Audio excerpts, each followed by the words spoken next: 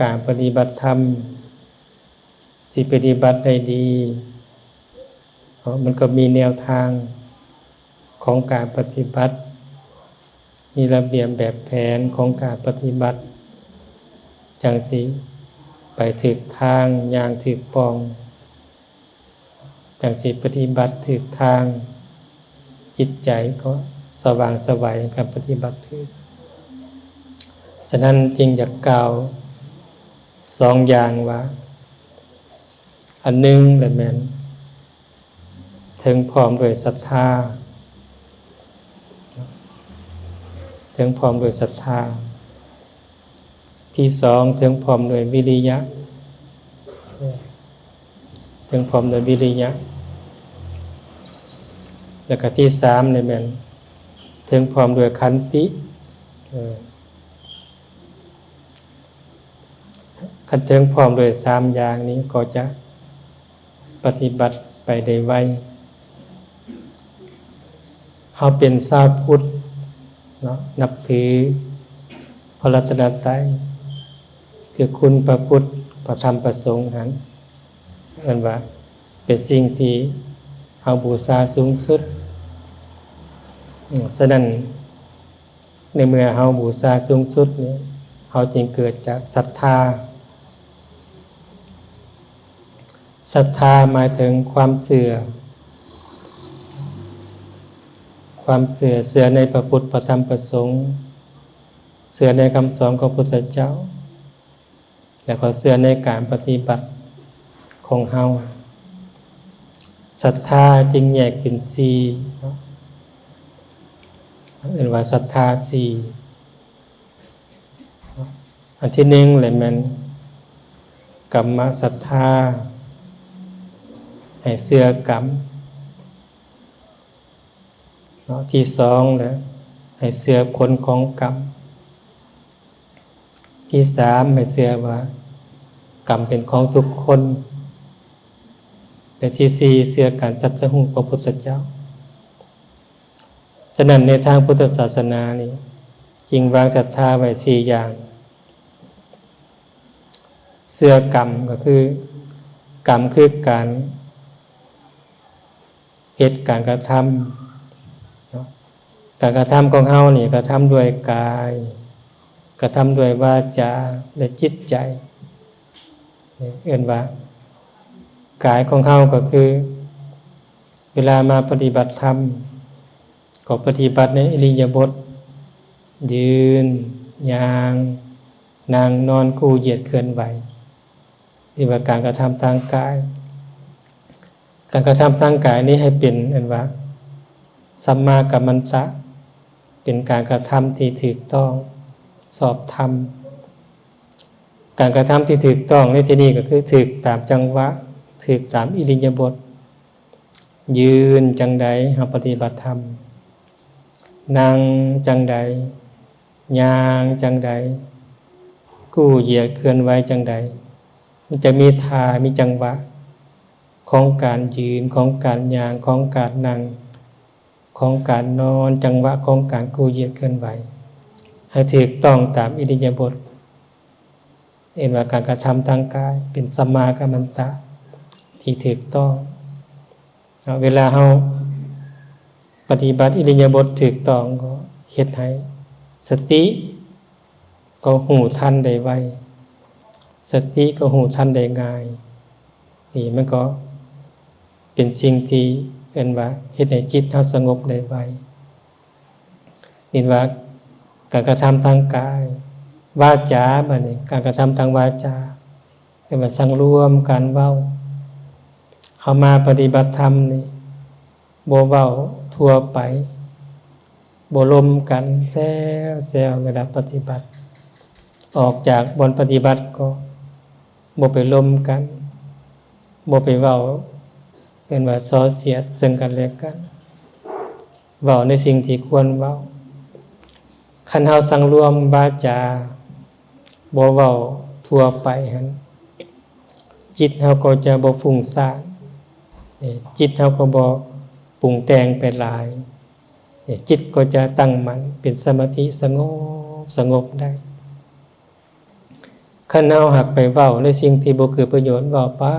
ต่างๆนานาเฮ็ดให้จิตเฮาน่ะฟุ้งซ่านปรุงแต่งไปหลายแล้วก็บ่สงบเฮ็ดให้เฮาหงุดหงิดรำคาญแต่จิตหวั่นไหวต่ออารมณ์มันก็บ่เป็นสมาธิ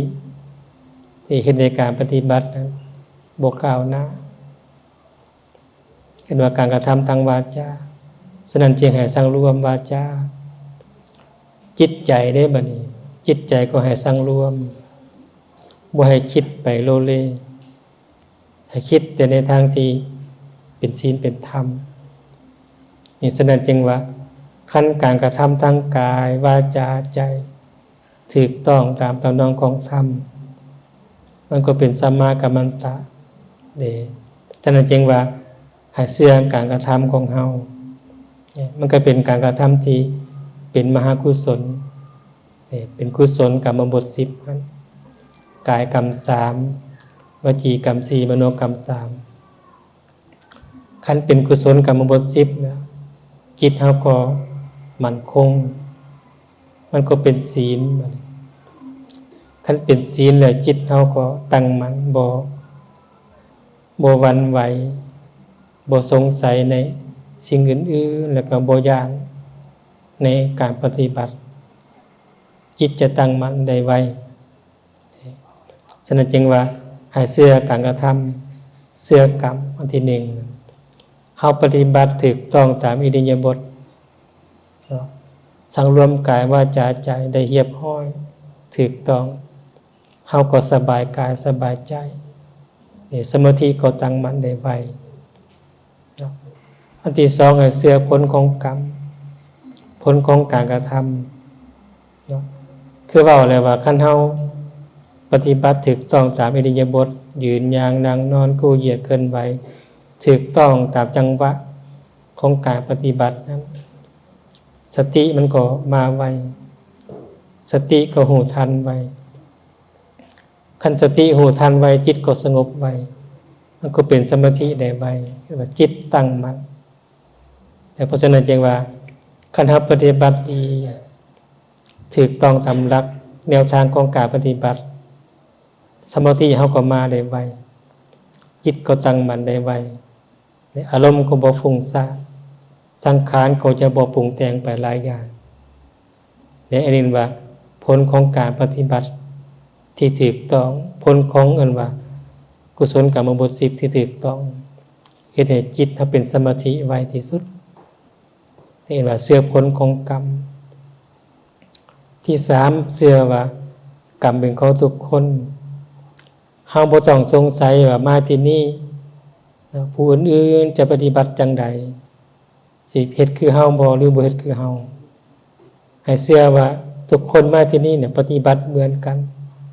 อยู่ในอิริยาบถยืนย่างนั่งนอนกู้เหยียดเคลื่อนไหวเหมือนกันสังรวมกายวาจาใจเหมือนกันเฮาก็บ่ต้องสงสัยคนอื่นแสดงว่าทุกคนก็เฮ็ดเหมือนกันฉะนั้นเฮาก็จะมีกำลังใจในการปฏิบัติว่า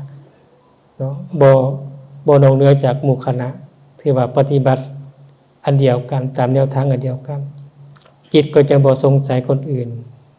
มันก็จะตั้งมั่นกับการปฏิบัติก็จะเอาใจใส่ในการปฏิบัติอย่างมั่นคงอันนี้เห็นว่าทุกคนมีกรรมถือว่าปฏิบัติเหมือนกันปฏิบัติเหมือนกันในที่นี้ก็คือปฏิบัติกรรมฐานแต่ใน7วันนี่แม่นปฏิบัติแบบเดียวกันเบิดย่างจังใดยืนจังใดนั่งจังใดนอนจังใดกู้เหยียดเคลื่อนไหวจังใดแม่นเฮ็ดคือกันฉะนั้นในมือเฮ็ดคือกันแล้วเนี่ยผลของการปฏิบัตินี่อาจจะบ่คือกันเพราะว่าย้อนว่าการสังรวมกายวาจาใจของเฮานะอาจจะบ่ได้เท่ากันบางคนก็สังรวมได้หลายบางคนก็สังรวมได้น้อยฉะนั้นผลของการปฏิบัติก็ได้น้อยหลายต่างกันตามเหมือนว่าสติปัญญาของแต่ละคนตามสติปัญญาของแต่ละองค์ในการปฏิบัติเห็นว่าเชื่อว่าทุกคนมีกรรมผู้ปฏิบัติคันเชื่อจังซี่แล้วก็จะบ่สงสัยคนอื่นเราก็จะอยู่ในการปฏิบัติของตนอย่างมั่นคงและที่4เชื่อการตรัสรู้ของพุทธเจ้าข้อที่4นี้ บุคคลที่จะเชื่อการตรัสรู้ของพระพุทธเจ้าได้อย่างมั่นคงได้อย่างบ่ต้องสงสัยนั่นบุคคลเหล่านั้นต้องผ่านการปฏิบัติที่เห็นผลของการปฏิบัติอย่างน้อยเอิ้นว่าอยู่ในกระแสของพระรัตนตรัยเอิ้นว่าเข้าใจธรรมลึกซึ้งเข้าใจรูปนามขันธ์ห้าเข้าใจในขันธ์ห้ารูปนามแล้วก็เห็นแจ้งในการปฏิบัติจริงจะเชื่อการตรัสรู้พระพุทธเจ้าอย่างแท้จริงตามใดการปฏิบัติของเฮายังบ่มั่นคงยังบ่ไปตามแนวทางของการปฏิบัติความเชื่อเรานั้นยังเป็นนี่ว่าเชื่อแบบสัญญาเชื่อแบบสัญญาจำมันยังบ่เชื่อแบบปัญญาที่เป็นปัญญาที่แท้จริงอย่างใดก็ตามเฮาจะเชื่อข้อที่4ได้มันมาจากการปฏิบัติข้อที่1เชื่อกรรมเชื่อผลของกรรมและเชื่อว่ากรรมเป็นของทุกคนในเมื่อเฮาตั้งมั่นในการปฏิบัติอย่างถูกต้องก็เห็นแจ้งในแนวทางของการปฏิบัติก็จะเข้าถึงธรรมได้จริงสามารถเข้าใจว่าพุทธเจ้าตรัสรู้ด้วยธรรมมันใดจังสิเชื่ออย่างชนิดใจบ่ต้องสงสัยอันนี้เรียกว่าศรัทธาคือความเชื่อฉะนั้นผู้ปฏิบัตินะควรปฏิบัติให้ถูกต้องเนาะอย่าไปคิดว่าให้อันอื่นมาซอยให้ผู้นั้นมาซอยให้ไปอ้อนวอนให้อันนั้นมาซอยให้อันนี้มาซอยอันนั้นเป็นคนละเรื่องกันท่านการปฏิบัตินี่จะแตกต่างกันว่าผู้ปฏิบัติดีปฏิบัติงามปฏิบัติดีปฏิบัติถูกต้องผลของการปฏิบัติก็จะออกมาอย่างถูกต้องได้ผลตามหลักธรรมคำสอนของพระพุทธเจ้าอย่างแท้จริงเรียนว่าศรัทธาฉะนั้นเฮามานี่เฮามีศรัทธาเต็ม 100% แล้วมานี่ฉะนั้นจึงเพิ่มวิริยะเข้าไปในเมื่อมีศรัทธาแล้วเพิ่มวิริยะเข้าไปวิริยะคือความเพียรวิริยะคือความเพียรก็คือเพียรในการยืนการย่างการนอนการปฏิบัตินั้นให้ดุมันขยันเพียรปฏิบัติให้ต่อเนื่องบ่ให้ขาดสายฉะนั้นคำว่าวิริยะในการปฏิบัตินี่คือหมายถึงว่าความเพียรให้ต่อเนื่องเด้คุณแม่เพียรให้ต่อเนื่องจังไดการปฏิบัตินี่ตั้งแต่ตื่นนอนมาก็ให้อยู่ในการปฏิบัติเก็บอารมณ์การย่างไปห้องน้ำก็ย่างจมกรมไปให้มีสติติดตาม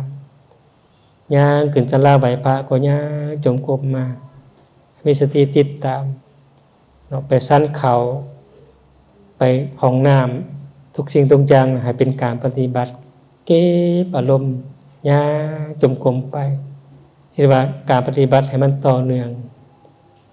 หลังจากออกจากศาลาแล้วก็ไปตั้งใจปฏิบัติเก็บอารมณ์บ่ลมไผบ่เว้านำไปย่างจมกรมนั่งสมาธิเก็บสติอยู่ผู้เดียวเนาะให้มันต่อเนื่องเนาะเพราะฉะนั้นจึงว่าตัววิริยะคือความเพียรในต่อเนื่องนี่เป็นสำคัญขนาดเฮาบ่เพียรต่อเนื่องน่ะการปฏิบัติเฮาจะช้านานเห็นผลเนาะกำลังปฏิบัติสิได้สมาธิแล้วพักผ่อนไปนอนมันก็หายไปอารมณ์ก็หายไปส่วนสิกลับเข้ามาใหม่มาเก็บอารมณ์ใหม่ส่วนสิได้เสียเวลาไปเป็นมื้อ2มื้อจังกลับมาได้ฉะนั้นจึงว่าตัววิริยะนี่หมายถึงความเพียรให้ต่อเนื่องแต่เช้าฮอดค่ำฉะนั้นการปฏิบัติกรรมฐานนี่ครูบาอาจารย์จึงเน้นว่าอันนึงเลยแม่นเวลามาปฏิบัตินี่บ่ให้ล้มกันให้อยู่ไผอยู่ลาวปฏิบัติ2เลยบ่ให้อ่านหนังสือบ่ให้อ่านหนังสือ3เลยบ่ให้นอนเว้น4เลยบ่ให้สูบยาเคี้ยวหมากสิ่งเสพติดต่างๆแล้วคณะไปนอนเว้นกับสติก็ขาดไปคณะไปล้มกันสติก็ขาดไปเฮาไปอ่านหนังสือสติก็ขาดไปสังขารปรุงแต่งไปมันจะไปอยู่ในอารมณ์ของการปฏิบัติ ขณะไปเคี่ยวหมากสูบยาอารมณ์มันก็ไปน้ำเคี่ยวหมากสูบยามันก็จะบ่ต่อเนื่องแต่มาสมัยนี้แบบโทรศัพท์มันเข้ามานั่นเฮ็ดนี่ออกจากของบอนปฏิบัติก็ไปเบิ่งโทรศัพท์อารมณ์ก็ไปน้ำโทรศัพท์จิตก็ปรุงแต่งไปน้ำโทรศัพท์เพลินไปบ่อยู่ในอารมณ์ของกรรมฐานจิตก็บ่ตั้งมั่นจิตก็นั่นได้สมาธิแต่เฮาก็นั่นได้ปัญญาในเมื่อจิตบ่สงบแล้วปัญญาก็นั่นเกิดในฉะนั้นจึงว่าให้มีสติในการปฏิบัติให้ตั้งใจในการปฏิบัติให้ต่อเนื่องบ่ขาดสายเด้อันนี้ผู้ตั้งใจผู้ที่ว่าหวังในการปฏิบัติให้เข้าถึงที่แท้ต้องเฮ็ดให้ต่อเนื่องอยู่ผู้เดียวปฏิบัตินะคุณแม่ถึงแม้เฮาอยู่ห้องเดียวกันก็ตามกลับไปแล้วก็ให้นั่งสมาธิเก็บอารมณ์ผู้เดียวอย่าอยู่ใกล้กันก็บ่ร่วมกันเฮ็ดคือบ่ฮู้จักกันนี่เสยไผเสยลาวย่างกายไปก็บ่ถามกันบ่ร่วมกันได้อันนั้นเรียกว่าเก็บอารมณ์บ่แม่นขี้คุยบ่แม่นสั่งกันแต่ว่าเก็บอารมณ์การปฏิบัติหลังจากเลิกปิดการปฏิบัติ7วันแล้วเฮาจึงถามกันได้ร่วมกันได้นี่อันนี้เรียกว่าคันเราเฮ็ดอย่างต่อเนื่องถูกต้องตามหลักของการปฏิบัติเฮาจะเห็นผลภายใน3วัน7วันได้ก็บ่ยากปานใดอันนี้เรียกว่าปิริยะคือความเพียรให้ต่อเนื่องส่วนหลายคนเฮานั้นลืมไปว่าปิริยะความเพียรคันยางก็ย่างเอาแท้ว่า2ชั่วโมงก็บ่เซาบัดเพิ่นเซาแล้วก็ไปนอนพักผ่อน3ชั่วโมงเห็นบ่เขาขาดความเข้าใจฉะนั้นความเพียรเนี่ยให้ต่อเนื่องย่างชั่วโมงนึงมานั่งชั่วโมงนึงมาเก็บสติชั่วโมงนึงมากราบกรรมฐานชั่วโมงนึงให้มันต่อเนื่องกันมันก็สามารถอารมณ์มันก็เก็บต่อเนื่องกันได้เอาคันเฮาย่างเอาแท้ว่า3ชั่วโมงเมื่อยแล้วมาพักผ่อน2ชั่วโมงแล้วมานั่งสมาธิใหม่ใช่บ่มันก็นับ1ใหม่ตลอดมันบ่ต่อเนื่องฉะนั้นการปฏิบัตินี่แต่ละอย่างแต่ละอิริยาบถนี่บ่หลายก็ได้แต่ว่าให้เฮ็ดให้มันสม่ำเสมอกันเนาะย่างก็ย่างให้มันเสมอกันนั่งก็เสมอกันเฮาตั้งเวลาไว้โลดคุณแม่ปฏิบัติธรรมเอาขอน้อยสิย่าง30นาทีแล้วก็มานั่ง30นาทีแล้วก็มายืน30นาทีแล้วก็มากู้เหยียดกันไว้เก็บสติ30นาทีมากราบกรรมฐาน30นาทีแล้วก็หมุนไปอีกกราบกรรมฐานแล้วก็ย่าง30นาทีหมุนไปหมุนมาเห็นมันก็บึ้ดเดียวก็คำบึ้ดเดียวก็หมดเวลาบ่โดนฉะนั้นคันเฮาบริหารอิริยาบถเป็นนะบึ้ดเดียวปฏิบัตินะแล้วก็ได้ผลไวที่สุดฉะนั้นจึงให้เฮาพยายามว่าให้มันต่อเนื่องฉะนั้นสิเฮ็ดต่อเนื่องได้นี่อาศัยขันติคือความอดทนเพิ่นจึงบอกว่าขันติเป็นธรรมเครื่องเผากิเลสอย่างยิ่งนะความอดทนอดกั้นนะอดทนนะเป็นเครื่องเผากิเลสได้เมื่อยก็อย่าอดเอาอดทนเอาอยากนอนก็อดทนเอาขี้ข้านก็อดเอาในการปฏิบัตินั้นขณะอดทนนะมันก็ผ่านได้นิวรณ์5นี่มันจะมาทดสอบเฮาความง่วงเหงาหาวนอนมันจะมาความขี้ข้านรำคาญมันก็จะมาอิสสาพยาบาทก็มากามฉันทะก็มาความลังเลสงสัยก็มานิวรณ์5มันสิมาก็ตามแต่ว่าเฮาอดทนแล้วมันก็ผ่านไปสมาธิมันก็มาเด้ฉะนั้นจึงว่าเฮาหันขาด2อย่างศรัทธามีแล้วแต่ว่าขาด1ความต่อเนื่อง2ขาดความอดทนให้บอกสังขารปรุงแต่งไปกำลังสิย่างยกไปฮ้อนไปนั่งห่มก่อนไปน้ำมันบ่อดทนกำลังสินั่งสมาธิอันว่าโอ้ยฮ้อนไปเฮ็ดให้นี่ก่อนก็ไปน้ำมันเฮาบ่ฮู้ทันจิตที่มันสั่งนะฉะนั้นจึงว่าแนวใดก็ตามเมื่อยก็ต้องอดทนฮ้อนก็อดทนเจ็บปวดก็ต้องอดทนเฮาจึงจะสามารถเข้าใจในการปฏิบัติจึงจะเข้าถึง การปฏิบัติได้อย่างแท้จริงจะเข้าใจธรรมะได้อย่างแท้จริงฉะนั้นเฮาประกอบด้วย2อย่างนี้เพิ่มขึ้นคือให้ต่อเนื่องในการปฏิบัติและให้อดทนในการปฏิบัติฉะนั้น3อย่างนี้ศรัทธาวิริยะขันตินี่ต้องได้เอาใจใส่ตื่มว่าวิริยะให้ต่อเนื่องขันติให้อดทนให้ได้คันแนวเฮาได้วิริยะต่อเนื่องขันติอดทนได้เนี่ยเฮาจะได้เรียกว่าสติมาไวสติคือความรู้สึกตัวได้ไวเมื่อสติรู้สึกตัวได้ไวมันก็จิตมันก็นิ่งไวนิ่งขึ้นเรียกว่าเป็นสมาธิคันจิตเป็นสมาธิแล้วเฮาจึงสามารถพิจารณาให้เป็นปัญญาได้ให้เห็นปัญญาได้อย่างถูกต้องนี่ได้มันจึงจะเป็นว่าเข้าใจการปฏิบัติจังสิเป็นปัญญาเมื่อสติหูทันต่อเนื่องหูไวขึ้นจิตมันก็เย็นขึ้นเรียกว่าสมาธิมั่นคงจิตมันก็นิ่งได้ไวนิ่งได้แล้วก็จึงสามารถว่าพิจารณาให้เป็นวิปัสสนาให้เป็นปัญญาเห็นแจ้งในกายในจิตเห็นแจ้งในรูปในนาม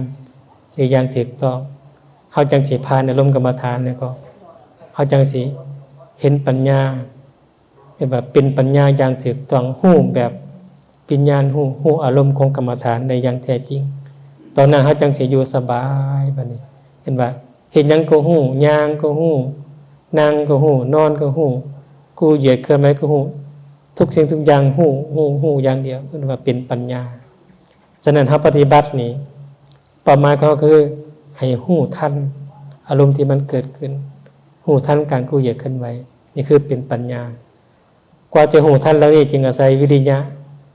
ความเพียรต่อเนื่องขันติอดทนให้ได้กับสิ่งที่มันเกิดขึ้นกับอารมณ์ที่มากระทบเฮาจังสิได้ปัญญาตัวคู่อย่างแท้จริงจึงเป็นวิปัสสนาได้อย่างแท้จริงมื้อนี้อยากเว้าให้เข้าใจ3อย่างนี้ก่อนว่า1ศรัทธาความเชื่อแต่ว่าเฮาได้แล้ว2วิริยะความเพียรให้ต่อเนื่องอันนี้เพิ่มขึ้น